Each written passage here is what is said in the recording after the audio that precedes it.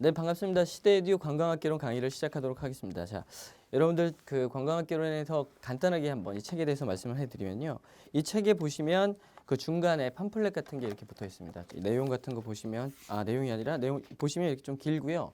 이 내용은 좀 여러분들 그 괜찮으시면 좀 잘라서 공부하시는데 옆에다 붙여놓고 공부를 계속 하시면 좋겠습니다. 그 관광학개론 기출 문제 자체라든지 어떤 시험 문제 나오는 패턴을 보면 그 해에 가장 그 이슈가 되었던 관광 동향에 대해서 많이 물어보기 때문에 이 책이 정리가 아주 잘 되어 있습니다. 그렇기 때문에 여기 나와 있는 내용 계속해서 여러분들이 막판에 외우시는 게 아니라 눈에 익혀 놓으시면 나중에 시험 볼 때 반드시 도움이 될 것이다 이렇게 보시면 되겠습니다.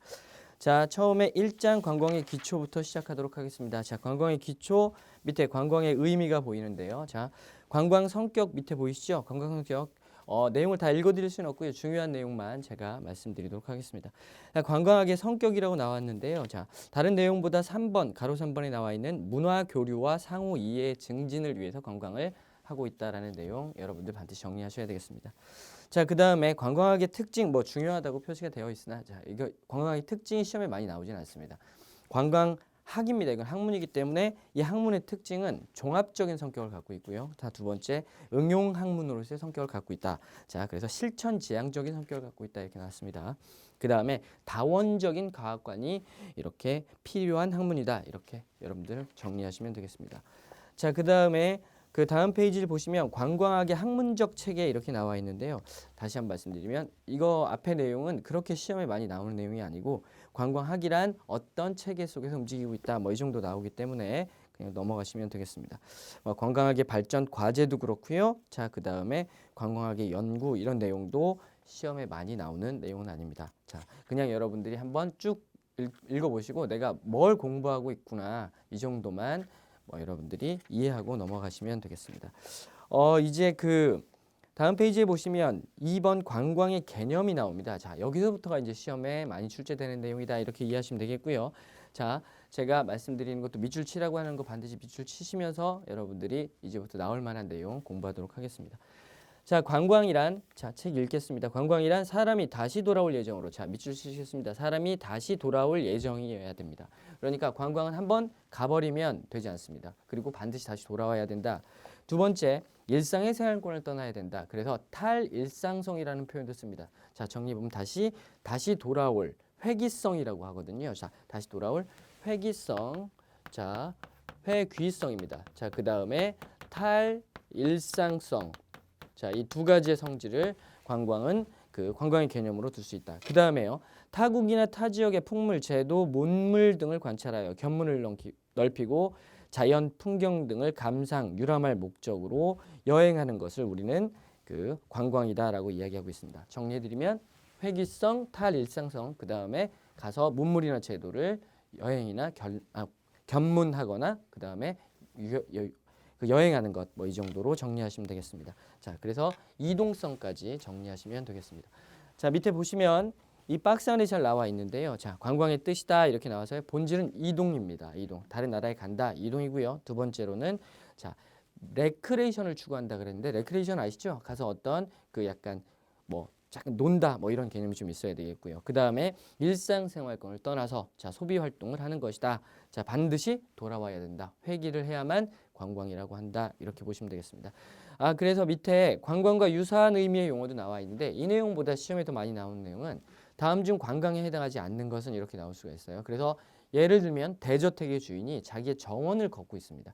자기의 일상생활권에 있기 때문에 이거는 관광이라고 하지 않습니다. 또 여러분들 예를 들어서 비행기의 승무원이나 또는 뭐 파일럿 같은 분들이 비행기를 타고 외국에 자꾸 왔다 갔다 하지만 이 사람들은 그게 자기의 일상이에요. 그렇기 때문에 승무원이나 파일럿 그 다음에 뭐 이런 사람들 어부 같은 경우가 뭐 원형어선을 타고 외국에 나가잖아요. 이런 경우는 그 관광이라고 보지 않겠다 이렇게 보시면 되겠습니다. 자, 그 다음에 관광의 어원에 관해서 나와 있는데요. 크게 관광의 어원은 여기에 나와 있는 동양 그 다음에 서양 관광의 어원이 어디서 나타났는지 간단하게 보시겠습니다. 일단 관광이라는 표현은요. 그 빛광자 볼관자의 빛광자예요. 자, 볼관자의 빛광자다. 그래서 빛을 본다라는 의미인데 이 광자가요. 빛보다는 빛은 보통 발전을 의미한다. 이렇게 이해하시면 됩니다. 아시겠죠? 그래서 발전을 보는 것을 관광이라 한다. 이렇게 이해하시면 되겠고요. 이 표현은 어디에 나왔냐면 그 중국 주나라의 역학이라는 책이 있었습니다. 잘 아시겠지만 그걸 주역이라고 보통 얘기하는데 만물의 이치 같은 거를 담아놓은 책이라고 합니다. 자, 이 책의 내용에 그 관국지광 이용비누왕 책이 있습니다. 자, 관국지광 이용비누왕이라는 내용이 어떤 내용이냐면 자, 그 나라의 발전상을 보기 위해서는 왕으로 초대받는 것이 유리하다. 이 표현에서 관국지광 빛을 발전상을 본다. 이 표현에서 그 동양에서는 최초로 관광이라는 표현이 등장을 했다. 이렇게 정리하시면 되겠습니다.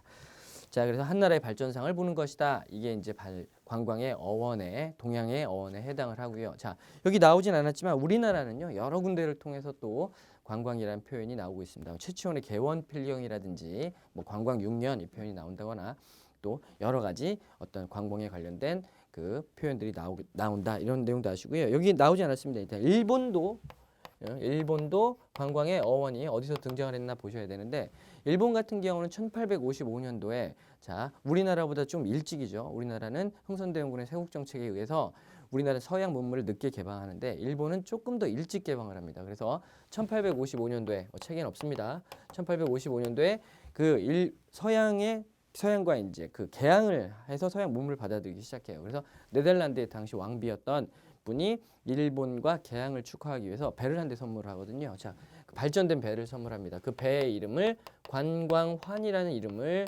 지어놨고요. 그래서 관광환으로부터 일본에는 관광이라는 표현이 등장했다. 이렇게 정리하시면 되겠습니다. 자, 이제 서양의 이제 관광이라는 표현이 언제 등장을 했나 이렇게 나오는데요. 자, 관광이라는 표현은 영어로 따지면 투어리즘 되겠습니다. 아시겠죠? 자, 투어는 아십니다, 여러분들. 투어리즘도 잘 아시겠지만 투어라는 건요 여행이란 뜻이고 ISM이라는 게부터 개념이 좀 확장됐어요. 그러니까 여행보다는 개념이 좀 확장된 게 관광이다 이렇게 정리하시면 되겠고 이 투어리즘이라는 표현이 언제 등장을 했느냐. 자, 이게 이제 문제인데 그 전에 물론 투어라는 표현은 있었습니다. 투어라는 표현은 라틴어의 토르너스라는 돈다, 회전한다라는 표현이 이제 투어로 바뀌게 되고요. 자, 이 투어에서 개념이 좀 확장된 투어리즘이라는 표현, 우리나라 말로 이야기하면 관광이라는 표현이 언제 등장을 했느냐, 이게 시험에 많이 나오는데, 자, 이 투어리즘이라는 표현은 1811년 영국의 스포팅 매거진이라는 잡지가 있었습니다. 책에 보시면 나와 있죠. 영국의 더 스포팅 매거진에서 자, 스포팅 매거진은 최초로 투어리즘이라는 표현을 쓰면서 투어리즘이라는 서양의 관광이라는 표현이 최초로 등장했다. 이렇게 보시면 되겠습니다. 그리고 이 투어리즘이라는 표현은 자, 1842년. 연도는 외우실 필요 없어요, 여러분들. 자, 영국과 청나라의 아편 전쟁 때 이 투어리즘이라는 표현이 동양으로 유입이 되더라. 여기까지 정리하시면 되겠습니다. 뭐 책이 나와 있죠. 자, 그래서 투어리즘이라는 말이 처음 쓰여진 것은 1811년 영국의 스포팅 매거진으로부터 나왔고요. 그 다음에 19세기 중엽 1842년을 계기로 자, 영국의 투어리즘이라는 이 표현이 아시아의 중국에 도입이 되었다. 이렇게 보시면 되겠습니다. 그 다음에 이제 넘어가실게요. 7페이지에 나와 있는 여러 학자들의 관광에 대한 정의가 있는데요. 학자들 딱 보시니까 되게 많습니다. 한 지금 10명의 학자가 나와 있고요. 이 학자들이 어떻게 관광의 정의를 내리느냐 뭐 다 외우시기는 힘듭니다. 자, 그래서 여기에 4명 정도는 여러분들이 암기하셔야 되겠는데 첫 번째 글릭스만 되겠습니다.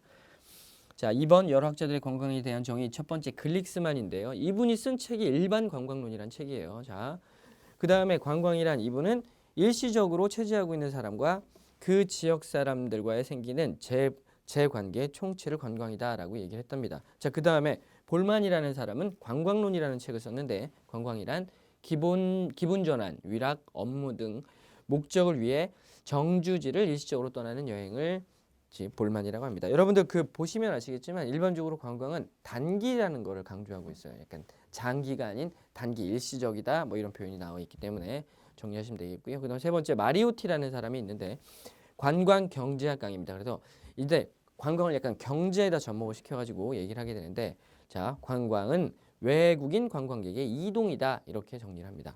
자, 그 다음에 오길비라는 학자 상당히 중요합니다. 자, 관광객 이동론 더 투어리스트 무브먼트라는 책을 통해서 관광이란 1년을 넘지 않는 기간 동안 자, 집을 떠나 관광지에서 소비하는 것. 그래서 이분은 1년을 넘지 않는 기간 동안이라는 표현을 써요. 그 다음에 관광이란 소비설이야. 소비를 하는 것이야 라는 것을 강조합니다. 1년을 넘지 않는 단기 동안 집을 떠나서 그곳에서 소비를 하는 행위를 관광이라고 한다라고 정리하신 분이 여기 나와 있는 오길비라는 사람이다. 이렇게 보시면 되겠습니다. 뭐 밑에 훈지커, 베르네커, 페슐, 그 다음에 나머지 학자 디페르트라든지 뭐 일본 사람들이 이렇게 나와 있는데요. 뭐 이분들 한번 읽어보시고요. 시험에 많이 나오지는 않습니다. 앞에 말씀드렸던 내부는 시험에도 출제가 됐었고요. 다시 말씀드리면 어떻게 대해서 관광을 정의하는지, 그 다음에 또 하나는 관광과 관련해서 관광과 관련해서 어떤 책을 썼었는지까지 내부는 좀 암기하셔야 되겠습니다. 자, 우리나라 관광사업의 정의라고 나와 있는데요. 우리나라 관광사업 정의는요, 이 관광진흥법이라는 제가 또 강의하는 관광진흥법의 관광사업의 정의가 잘 나와 있습니다. 뭐 그때 가서 한번 또 보시도록 하고요. 자, 관광 구조 및 유형 3번 나와 있습니다. 자, 관광 구조가 있는데요. 자, 관광이란 어떤 것이 있을 때 관광이 되느냐 이 뜻이에요. 그러니까 관광이라는 건 어떤 것을 통해서 관광이라는 게 만들어지느냐 이건데 첫 번째는 관광 욕구가 필요합니다. 아시겠죠?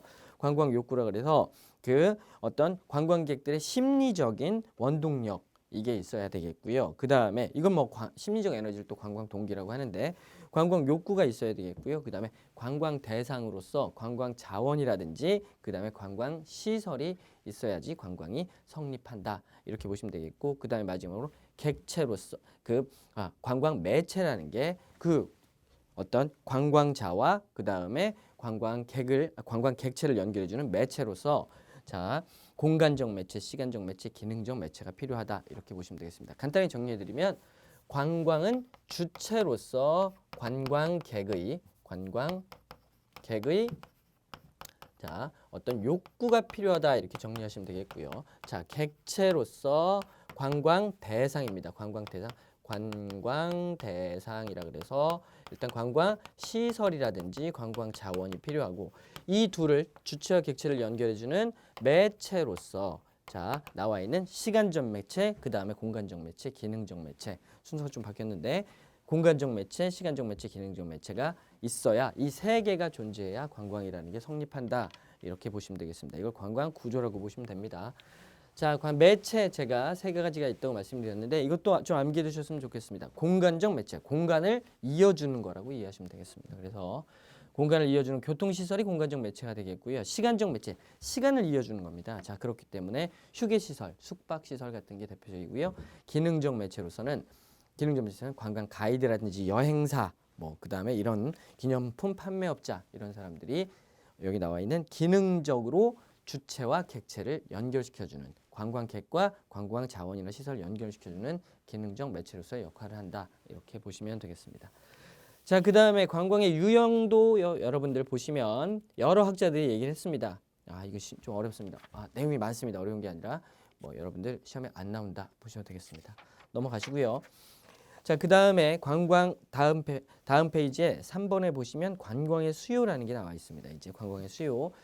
관광은 수요라는 건요. 사고자 하는 욕구입니다. 아시겠죠? 관광 수요의 개념이 이렇게 나왔는데 자, 관광 활동에 참가할 수 있는 관광객을 가리키며 관광 수요는 관광 주체의 개념을 갖고 있다. 관광을 가고자 하는 욕구를 수요라고 하고 결국에는 관광의 주체를 우리는 관광의 수요다 이렇게 보시면 되겠습니다. 책에 보시면 관광 수요의 특성이라고 나왔는데 뭐 제목 조금 바꾸셔도 되겠습니다. 관광 수요의 종류입니다. 아시겠죠? 관광 수요는 이러한 게 있고 이러한 게 있고 이런 게 있고 이런 게 있다. 이렇게 나와 있는데 첫 번째 보시면 유효 수요입니다. 아시겠죠? 유효 수요 뜻은요. 자, 뭐 케인즈의 거시경제학에서 주장했다 나오는데 그 중요한 건 아니고요. 관광 활동을 할 수 있는 여행 경비라든지 그 다음에 시간 등이 주어져 실제로 관광 활동에 참여할 수 있는 자기가 충분히 관광 활동에 참여할 수 있는 수요 자체, 관광객 자체를 우리는 유효 수요라고 합니다. 두 번째 현지 수요라고 나와 있는데요. 현지 수요라는 표현도 쓰지만 현시 수요라는 표현도 씁니다. 아시겠죠? 자, 비슷한 표현인데 현지, 여행 경비, 시간 등이 주어져 현실적으로 현 시점에서 나타나고 있는 관광객들, 현 시점에서 그 현지에서 관광 활동을 하고 있는 그 관광객들을 현지 수요 또는 현시 수요라고 한다. 이렇게 보시면 되겠습니다. 자, 그 다음에 잠재 수요라는 게 있습니다. 잠재 수요.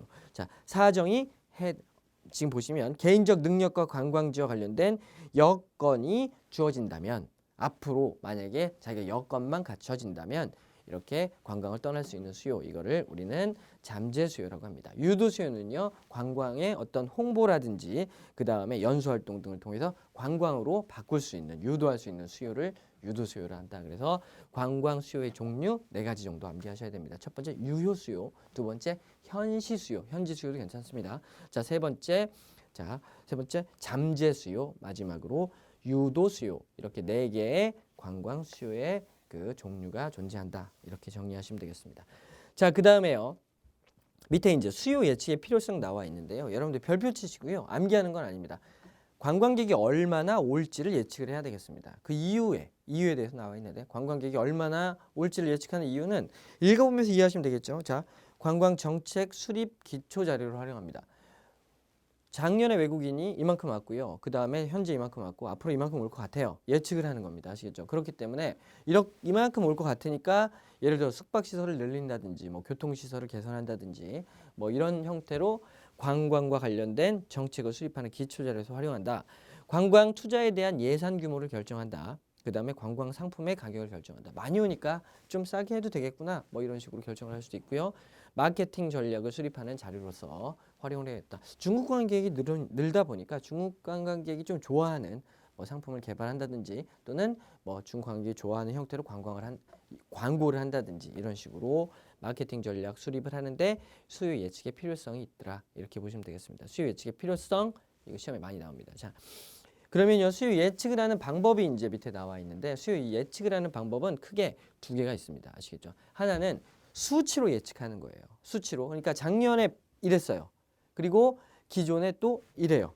앞으로 이럴 거예요. 수치로. 예를 들면 중국의 국내 그 총생산량 GDP가 그 2010 예를 들면 2010년 대비 2011년도에 2배가 늘었어요. 그렇기 때문에 관광도 2배가 늘 거야.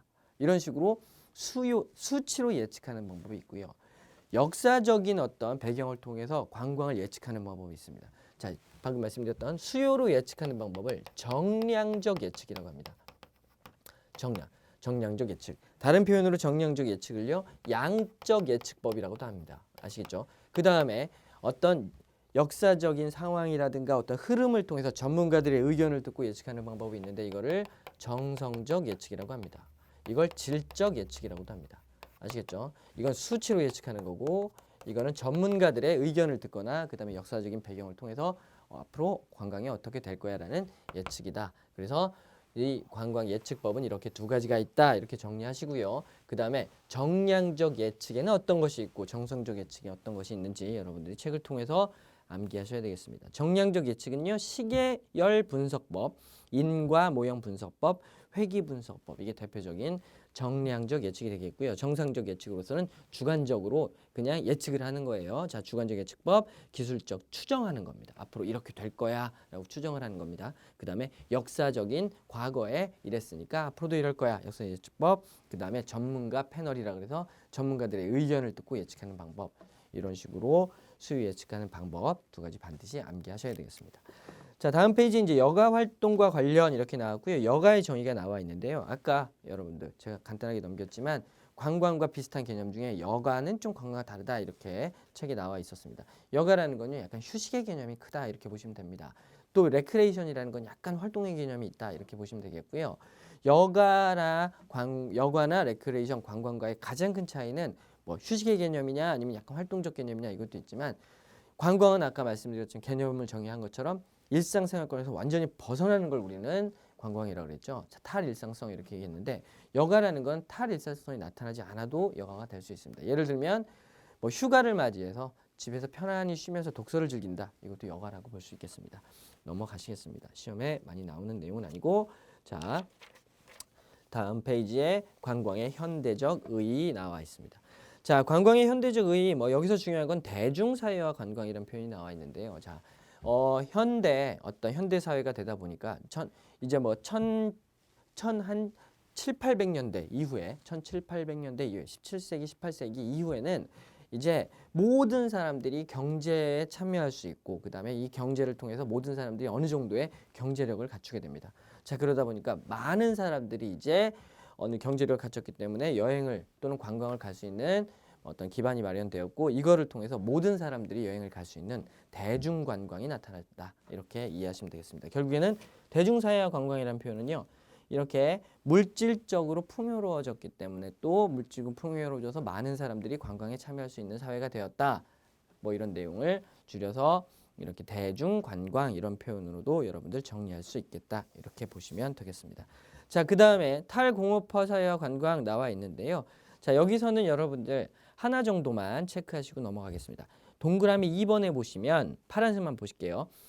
현대적으로는 직접 경험하고 참여할 수 있는 관광이 늘어나고 있다. 이 정도 체크하시면 되겠고요. 그러니까 현대 관광의 특히 선진국형 관광이라고 해서 직접 참여하고 자기가 만들어가는 관광이 아주 현대적 의미의 관광이라고 보시면 됩니다. 그래서 교육관광이라든지 예술, 유적관광, 자연관광, 건강관광, 모험관광, 그 다음에 특정 관심 분야 관광이라서 하나 외워두실게요. 영어 SIT 이렇게 외우시면 되겠습니다. 스페셜 인터레스트 뭐 투어리즘이라고 얘기하는데 그냥 SIT 관광이 현대 관광의 특징이구나 이렇게 정리하시면 되겠습니다. 자, 그 다음에 다음 페이지에 정보사회화 관광 많은 정보들이 있기 때문에 이제 관광이 늘어날 것이야 뭐 이 정도로 정리하시면 되겠습니다. 아시겠죠? 인터넷이나 뭐 이런 인터넷 매체라든지 이런 것들이 많이 발달했기 때문에 많은 정보들을 얻게 돼서 많은 정보들을 통해서 관광이 늘어나게 된다. 또 남들이 가다 보니까 또 가고 싶어 하더라. 여러분들 SNS 보시잖아요. SNS 같은 거 보시면 맨날 글을 올립니다. 아시겠죠? 어디 특히 뭐 유럽 간 친구들은 프랑스 간 친구들은 어디서요? 에펠탑 밑에서 이렇게 사진을 한 장 찍어요. 아시겠죠? 사진 찍는데 자기 얼굴 나오게 안 찍으면 와인잔에 이렇게 보이고 에펠탑 뒤에 보이게 찍습니다. 뭐 쓰죠 밑에다가 프랑스 파리에서의 뭐 한강 오후 뭐 이렇게 갖고 씁니다. 남들 가라는 거죠. 보면서 나도 가고 싶어요. 마찬가지로 이런 정보들이 많이 오픈되어 있고요. 그 다음에 인터넷 같은 게 잘 발달했기 때문에 많은 정보를 접하고 내가 새로운 미지의 세계에 대한 동경이 생기고 그 다음에 나도 거기에 가고 싶은 욕구가 발생할 수 있겠다. 이 정도 정리하시면 되겠습니다. 자, 밑에 관광객의 개념 6번에 나와 있는데요. 자, 1번의 관광객의 의미입니다. 관광객이라는 건 관광 소비자고요. 관광의 주체입니다. 이렇게 정리하시면 되겠죠. 자, 관광의 주체이자 관광의 소비자이다. 이렇게 나와 있고요. 밑에 관광객의 이제 정의를 이제 어떻게 하느냐 이런 내용들이 각 그 기구에 따라서 또는 우리나라에서는 관광객을 어떻게 정의하느냐 이렇게 나오는데 좀 중요한 내용입니다. 책에 나와 있는 것처럼 ILO라는 국제관광기구라는 곳이 있습니다. 자, 국제관광기구 ILO에서는요 관광객을 24시간 또는 그 이상의 기간 동안 거주지가 아닌 다른 나라를 방문하는 사람을 국제관광객이다라고 ILO에서 규정하고 있습니다. 자, 두 번째 OECD 아시죠? 경제협력개발기구에서는요. 국제관광객과 일시방문객을 구분하여 정의를 했다는 거 중요하고요. 국제관광객은 24시간 이상, 6개월 미만, 6개월 이내의 기간 동안 체제하는 사람을 국제관광객, 그 다음에 일시방문객은 24시간 이상 3개월 이내 체제하게 되면 여기 나와 있는 일시방문객으로 규정하고 있다. 뭐 이 정도 외우시면 되겠습니다. 가장 중요한 거는 UNWTO입니다. 아시겠죠? UNWTO는요. 세계 관광기구인데 앞으로 많이 보실 거예요. 아시겠죠? UNWTO 세계관광기구에서는 1975년도 투어리즘이라는 표현을 공식적으로 사용했다. 자, 투어리즘이라는 표현 1811년도에 더 스포팅 매거진을 통해서 영국에서 만들어진 개념이다. 이렇게 말씀드렸는데 1975년도에 이 투어리즘이라는 표현을 공식적으로 통일해서 쓴 기구가 UNWTO 세계관광기구고요. 그 다음에 관광객을 관광 통계에 포함되는 자와 포함되지 않는 자로 구분을 합니다. 아시겠죠? 그래서 관광 통계에 포함시키는 자, 자 이런 사람들을 관광객이라 하는데 방문국에서 1박 이상을 체제하는 사람. 그 다음에 비관광객은 여기 나와 있는 국경 통근자, 그러니까 국경 근처로 출퇴근하는 사람. 그 다음에 유목민, 군인, 외교관, 통과객은요, 여러분들 예를 들어서 A라는 지역에서 B라는 지역으로 바로 갈 수 있겠지만 직항을 탈 수 있지만 이렇게 경유를 해서 외국에 나가는 경우도 있어요. 이게 경유할 때 이 사람들 통과객, 통과여객자 이렇게 이해하시면 되겠습니다. 이런 통과객은 당연히 비관광객이고 일시적, 영구적 이주자도 비관광객으로 봅니다. 근데 여기서 주의하셔야 될 거는 보실게요. 관광객의 방문국에서 1박 이상 체제하는 사람인데 자, 항공기 승무원과 해외 교포를 여기에서는 관광객으로 규정하고 있습니다. 독특하죠. 아시겠죠? UNWTO에서는 관광객이란 개념을 어떤 사람, 2명, 특이한 사람, 승무원이나 그 다음에 해외 교포를 여기에 관광객으로 규정짓고 있다. 이렇게 보셔야 되겠습니다. 아시겠죠? 좀 독특한 그 관광객을 관광 통계에 포함시키는 내용이 나와 있기 때문에 시험에 나온 적도 많고요. 여러분들도 나올 가능성이 있기 때문에 반드시 공부하셔야 되겠습니다. 아시겠죠? 자, 그래서 밑에 이제 관광객과 비관광객 이렇게 나와 있고요. 관광객의 윤리 이런 내용이 나와 있는데 시험에는 나오지 않으니까 한 번만 읽어보시면 되겠습니다. 가장 중요한 거 UNWTO에서 관광객의 개념에 그러니까 관광 통계에 포함시키는 사람 중에 해외 교포와 승무원이 포함되어 있다는 내용 반드시 정리하시면 되겠습니다. 자, 다음 페이지 이제 그 03번 관광 행동의 결정입니다. 자, 관광 행동의 결정 관광 동기라고 나와 있는데 관광 행동을 결정하는 것은 관광 동기가 되겠습니다. 자, 관광 욕구 및 동기 이렇게 나와 있는데요. 자, 일반적으로 관광 행동을 일으키게 하는 심리적 원동력을 관광 욕구라 한다. 그 다음에 이를 행동으로 나타나게 하는 걸 관광 동기라 한다. 자, 아까 배웠던 내용 다시 한번 나왔고요. 자, 관광 동기가 언제 나타나느냐에 관해서는 두 명의 학자가 여러분들 되게 중요한 내용을 담고 있습니다. 첫 번째는 글릭스만이라는 사람이고요. 두 번째는 여기 나와 있는 매슬로우라는 사람입니다. 아시겠죠? 특히나 매슬로우가 이제 이야기한 관광 동기가 어디서 발달하느냐 이 시험에 많이 나오는데 먼저 글릭스만이 이야기한 관광 동기 욕구에 관한 이론 여러분들 한번 보시겠습니다. 글릭스만은요 일반 관광론이라는 책을 썼다고 말씀드렸고요. 심리적 동기, 정신적 동기, 신체적 동기, 경제적 동기 여기 나와 있는 이런 동기 때문에 관광이 나타난다. 이렇게 보시면 되겠습니다. 그래서 심리적 동기에는 사향심이라든지 고유심, 신앙심, 정신적 동기로는 지적, 견문, 활락의 욕구, 그 다음에 신체적 동기로서는 내가 치료를 하러 간다, 그 다음에 쉬러 간다, 운동하러 간다, 보양을 하러 간다.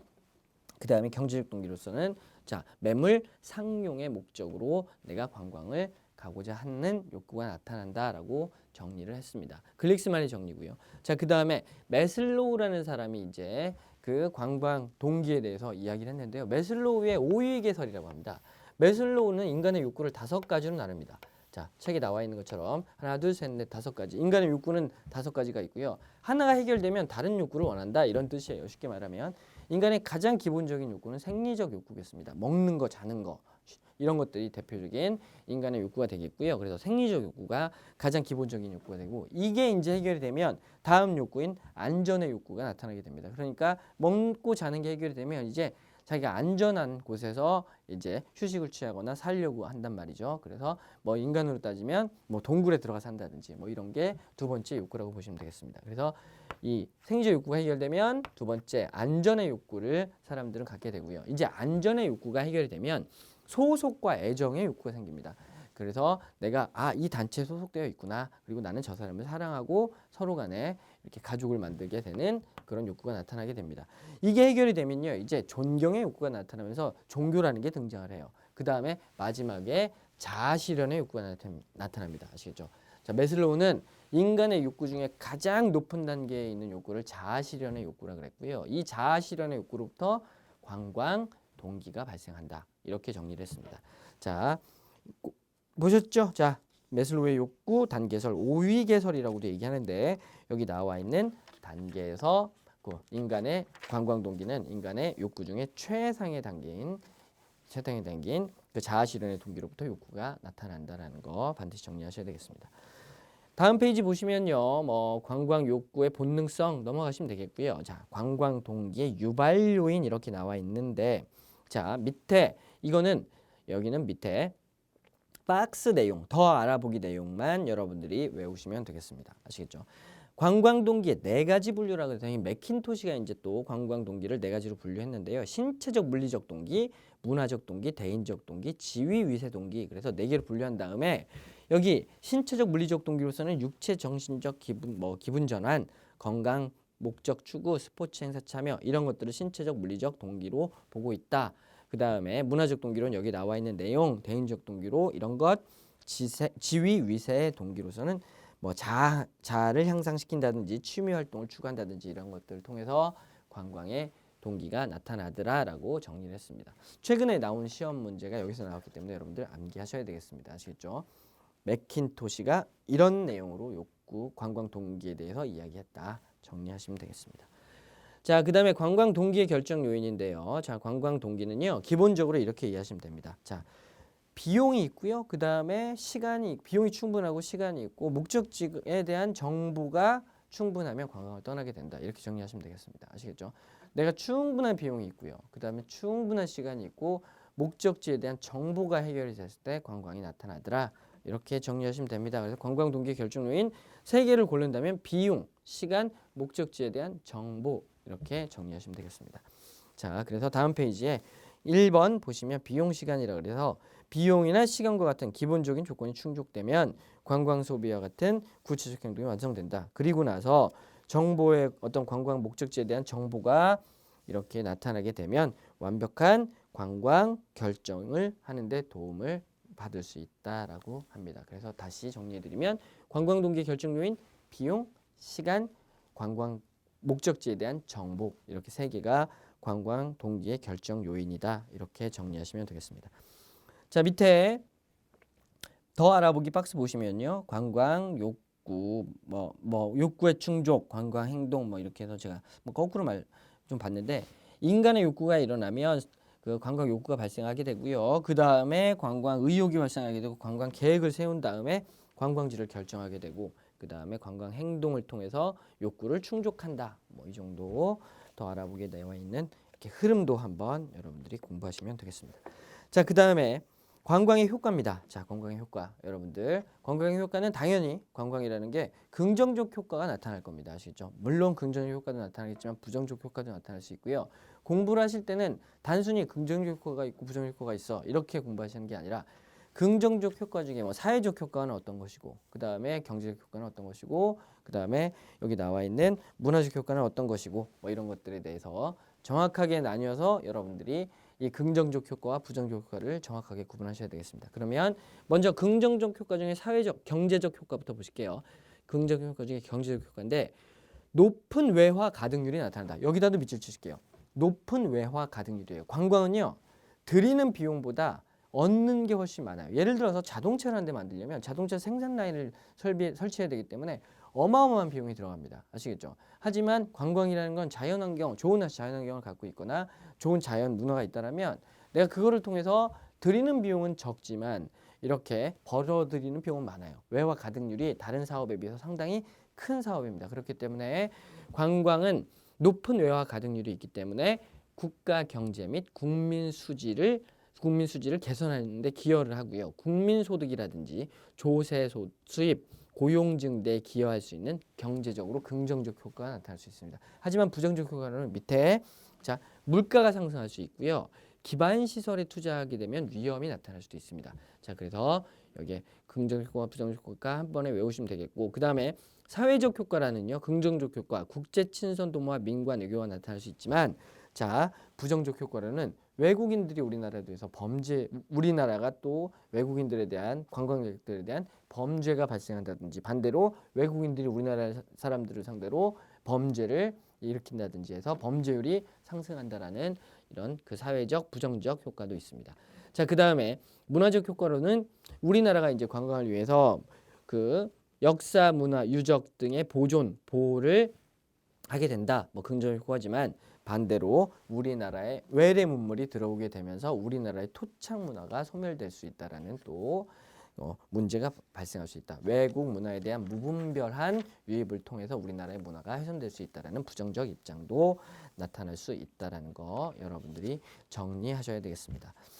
자, 간단하게요. 여러분들 지금 한 30분 정도 여기 그 관광의 기초에 관련된 내용을 봤는데요. 제가 말씀드린 것처럼 여기서는 중요한 내용이 어떤 관광의 의미, 관광학의 의미 이쪽은 그냥 공부하는 데 보시는 거고 관광의 개념, 어떤 학자가 어떠한 책을 통해서 어떻게 이야기했다. 4명의 학자 기억하시라고 그랬고요. 그 다음에 관광의 어원, 동양에서는 주역, 아시겠죠? 그 다음에 서양에서는 1811년 영국의 스포팅 매거진, 그 다음에 더 스포팅 매거진의 에서 쓴 투어리즘이라는 표현은 1842년 아편 전쟁을 통해서 청나라로 유입이 되면서 동양에 최초로 유입이 되었다. 이 내용. 그 다음에 중요한 내용. 우리 또 관광 수요를 예측해야 되는데 관광 수요 예측하는 방법 정성적 예측과 정량적 예측이 존재한다. 정석률 예측은 어떤 것이 있고 정량적 예측은 어떤 것이 있다 정리하셨고요.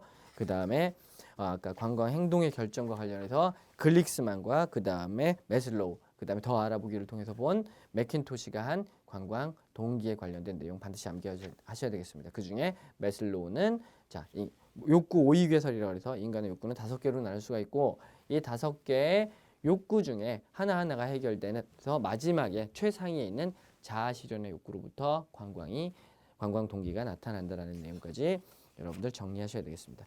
자, 다음 시간에는요. 잠깐 쉬었다가 관광 발전사 그러니까 관광이라는 게 어떻게 발전하게 되는지 서양사를 기본으로 여러분들 관광 발전사 보도록 하겠습니다.